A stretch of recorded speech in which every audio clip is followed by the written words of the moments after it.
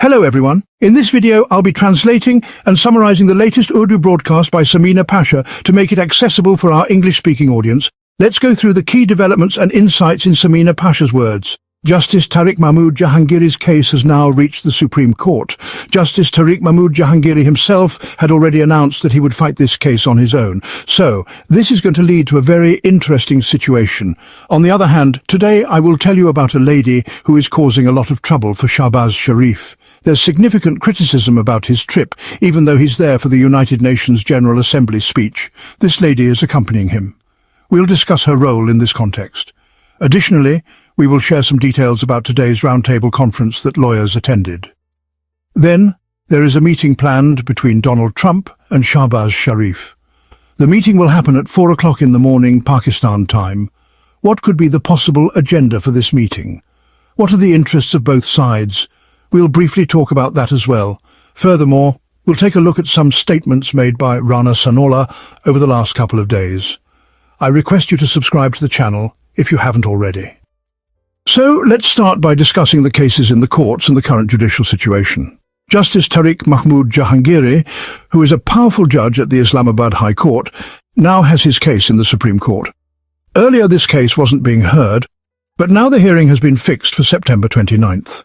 The Constitutional Bench will hear the case, and a 6-member bench has been formed, with Justice Aminuddin as the head. The rest of the judges are also somewhat aligned with this issue. The case is now scheduled for a hearing on September 29th. This is a very interesting situation because Justice Tariq Mahmood Jahangiri himself is the petitioner and his own lawyer. He has announced that he will represent himself in the case. This will make things very interesting because until now he hasn't been given a chance to present his defense. Although the case has been heard at various forums, he hasn't been allowed to defend himself at any of them. Do you remember that the Karachi University Syndicate heard this case? Later it was taken to the Sindh High Court where Justice Tariq Mahmood Jahangiri appeared but wasn't allowed to become a party to the case, even though it was his degree that was being questioned. Similarly, when the petition against him came up, he was stopped from working, and once again he wasn't given a chance to defend himself. Now, when the case has reached the Supreme Court, this will be the first time that he will have the opportunity to present his defense. Just think about it. This case has been discussed in 3 or 4 different places, and even the Supreme Judicial Council has referred it. At every place, decisions have been made against him, but he hasn't had the chance to clear his name. This is significant because now, for the first time, he will have a chance to speak up in front of the Constitutional Bench of the Supreme Court. By the way, today, he also spoke briefly at the Sindh High Court, and he was acquitted. There was also some chanting against the judges, so this whole matter has now reached the Supreme Court. Personally, I believe that this case should be live-streamed so that the public can witness how the judges sit in judgment and how they challenge each other with courage, while also fighting for the law and constitution. Another important point is that the Al-Qadir case involving Imran Khan has now been delayed, which suggests that the Toshakhana case will result in a sentence for Imran Khan. There are a few more hearings left, but the legal teams are trying to pave the way slowly. Regarding the roundtable conference held today with the lawyers, many prominent lawyers were present, including journalists and some politicians. The discussion centered around the state of the country's constitution and law. Some of the conversation I had already shared, and later Ijaz Ahsan also spoke. He praised Imam Mazari greatly, saying that at 80 years of age he uses a cane to walk, but if he had the physical strength, he would stand with this young woman, Imam Mazari, and lead this movement alongside her. Also, Syed Mustafa Kazmi, a lawyer who has faced serious challenges in the past, shared his story. He is the lawyer who suffered extreme abuse when he was attacked by the authorities after challenging Justice Qazi Faiz Isa. After being arrested, he was tortured so severely that he had a brain hemorrhage, and he was paralyzed for several months. He came to the conference and shared his painful experience. He broke down while recounting the incident, and his tears reflected the agony he went through. Syed Mustafa Kazmi is from the PTI lawyer wing, and he shared his heartbreaking story in the roundtable conference. These are very painful incidents, and the actions of Qazi Faiz Isa will, God willing, come to light, either in this world or the next. Those who have committed injustice will have to face the consequences, especially when they are in such high positions. Additionally, Ijaz Syed also spoke at the roundtable, thanking everyone and mentioning the names of many journalists who were offered jobs but later had their positions taken away. He mentioned Kashi Abbasi and Habib Akram and talked about why accounts of people like Matiullah Jan and Asad Tur were frozen. He questioned why journalists were being targeted in such a manner without any legal justification. This led to a discussion about how institutions are being controlled and how laws are being ignored.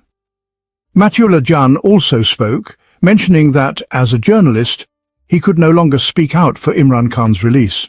However, he could certainly talk about the difficulties journalists face, such as not being able to invite guests or even have proper discussions. This issue is affecting the media.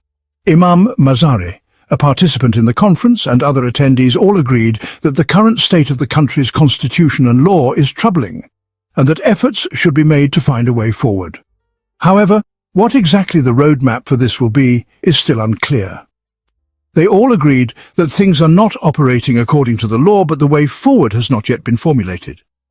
Moving on, another significant development today is the arrival of Shama Junajo at the United Nations General Assembly. During the previous session, she was seen sitting behind Khwaja Asif, and several posts show her accompanying him. One of her posts mentioned that she was travelling on an Air Force plane with them. She also mentioned that while her home is in London, she is currently with the team because secret files cannot be brought to her home. In another post, she mentioned her role as a speechwriter for Shahbaz Sharif's speech at the UNGA. She is part of his advisory team on international relations, and her task is to write his speeches. Shama Junajo is a very controversial figure. While she is known for her hard criticism of PTI and Imran Khan, she has often used very inappropriate language against them. From her communication, it never seems like she has a high level of education or class, and her language is often quite crude. Despite this, she is favoured by the current regime and has been rewarded. Another controversial issue is her social media post from 2018 or 2019, where she praised Israeli Prime Minister Netanyahu and mentioned that she was about to meet him. She expressed that it was an honour for her. This has sparked a lot of criticism, especially considering that she has written speeches and handled secret files for Shahbaz Sharif. People are questioning the government's vision and the appointment of such people in sensitive roles. Her actions have caused a lot of concerns because it seems that the government has appointed individuals with questionable backgrounds for crucial roles. People are now worried about the future of the country, and much criticism has been directed at her involvement. Lastly, Shahbaz Sharif will have an important meeting with Donald Trump today. This has been presented as a major achievement by the government, but the reality is that such relationships are often formed out of necessity. Countries, especially Pakistan, can become important based on the needs of other nations, and this is why even unpopular regimes get attention from the outside world. Regarding the meeting, I believe there are three major issues that Donald Trump might discuss with Shahbaz Sharif. First, there's interest in Pakistan's rare minerals. Trump has shown interest in investing in Pakistan's valuable minerals. Second, the return of Bagram Air Base. Recently, Trump raised the issue of the return of the Bagram Air Base, which could be another topic of discussion. So, in Afghanistan, one of their interests is that they want the Bagram Air Base back. Now, keep in mind that the Taliban has already given a very strong response to this. The Taliban has said that, sir, we won't give you even an inch. Even if you give us billions of dollars, we did not fight for 20 years just to give you space in our country and make you a contractor. Forget it. We are ready to fight for another 20 years, but you won't get the Bagram Air Base. So in this situation, do you think they would want any help from Pakistan? Would they want to use Pakistan in this matter or take help from them? This could be another of their interests. Their third interest could be related to the Abraham Accords. They have a great desire to get Israel recognized, and that's why they keep making various efforts towards this goal. Now, could they possibly make another request to recognize Israel and move forward? These are some of the important points that might come up in their discussions with the United States. On the other hand, what does Pakistan need? Obviously, Pakistan can talk about reviving its economy. Pakistan needs dollars, money, and investment. If this is visible to them, then Pakistan would certainly see some attraction in it. Secondly, what does the current government need? They need legitimacy.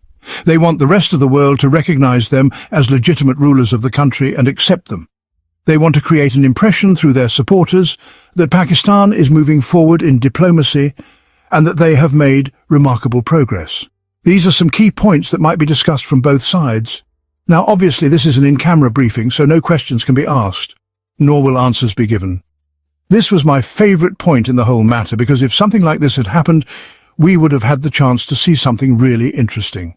But, unfortunately, they've kept the meeting away from the media, so there won't be any chance for reporters to ask questions, and we won't see any interaction between the press and leaders like Shahbaz Sharif and Donald Trump. But still, let's see what comes out of the internal story of the meeting, and what progress is made on these matters. This meeting is expected to take place around 4 to 5 p.m. Let me briefly mention that today a significant issue related to circular debt has been circulating. You know that the IPPs, the independent power producers in the country, were contracted with very expensive deals. The damaging part of these agreements was that they had to be paid for capacity, meaning whether or not electricity was produced, whether or not it was used, the company would still be paid for the agreed-upon units. This became a huge burden, and now the debt, which was started back in 2016 during Nawaz Sharif's time, has ballooned. The result of this debt is that it has now reached trillions of rupees. So how to manage this? The solution they've come up with is to take loans from commercial banks and pay off the IPP's debts using this borrowed money. They've devised a plan that spans over 6 years. The consequence of this will be that the loan from the commercial banks will not be paid by the government's own pocket, but the burden will fall on the people. This means the electricity bills will increase once again. It's being reported that the cost per unit could rise by 3 to 3.5 rupees, and this increase will continue in order to pay the interest and reduce the debt. For 6 years, this is the plan: take loans from commercial banks, pay off the IPPs, and in the end, the poor people will bear the entire burden. So, brace yourselves. Your electricity bills are going to get even heavier. This is their vision. Imagine, when they were making these deals, did they ever think about how they would pay for them? Now, the burden will fall on the already struggling consumers, who are the ones paying bills, while the ones who can afford to install solar systems have already relieved themselves from this burden. But the poor, who can't afford solar systems costing 15 to 20 lakh rupees, are the ones who will bear the brunt of the higher bills. Meanwhile, the line losses, power theft and free units distributed remain unaffected. The burden of this entire system will fall on the people who are already paying. The general public will bear the cost of these bad deals, while the IPPs and others will be saved. So this is the government's vision. This shows you the kind of solutions they have for the country's problems. In the end, it seems that only the common person's life will become more difficult. Other than that, I don't see any benefit coming from this. Finally, I want to say a few words about the statement made by Rana Sanaullah. He's been saying for the last few days that Imran Khan should change his political stance and talk to political parties instead of the establishment. He also mentioned that Imran Khan is seeking anarchy, and someone who wants anarchy shouldn't be released. He believes that Imran Khan, if released, would spread anarchy, meaning he would attempt to bring down the current government. Now, I just want to remind Rana Sanaullah that today he talks a lot about principles, law, constitution and stability. But let's go back to 2021 or 22, when the PDM, the Pakistan Democratic Movement, was formed and efforts were made to topple Imran Khan's government. At that time, there was already a behind-the-scenes deal with General Bajwa, the then army chief. Was the PMLN talking to political parties then? Who were they talking to? Were they talking to political parties, or was it the generals they were dealing with? They always make deals with the generals. They made deals with General Zia, General Musharraf and General Bajwa, and then they come to power.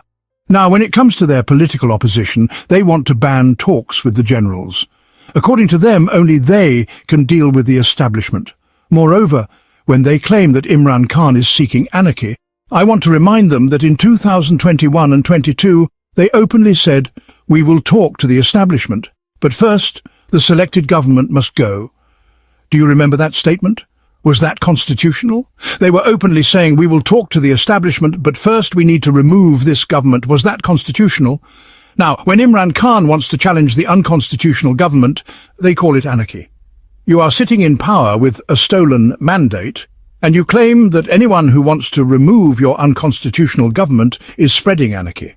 But when you ask the army to remove a sitting prime minister, that's not anarchy. That's not unconstitutional. This contradiction has brought about the downfall of democracy in Pakistan. You, the politicians, maintain one set of rules for yourself and a different one for others. Recently, a statement by Mohsin Naqvi went viral. He asked Imran Khan, "Can you name anyone who offered you a deal?" He said that the people who came from America have now confirmed on record that they were sent by the establishment and had offered a deal to Imran Khan, but he rejected it. There are many such instances where deals were offered, but no one dares to openly speak about them. People close to the political scene in Pakistan know very well when and who made these offers. This entire situation is based on contradictions. When the establishment is needed, they deal with them. When their political opponents seek to bring down an unconstitutional government, that's called anarchy. This double standard has done the most damage to Pakistan's democracy. Politicians have one set of rules for themselves and another for everyone else. That wraps up our translation of Samina Pasha's video. I hope this English version helped you understand her message better. Please like, share and subscribe to Awami Lens to help our community grow. Don't forget to leave a comment below and let me know what you thought of this effort.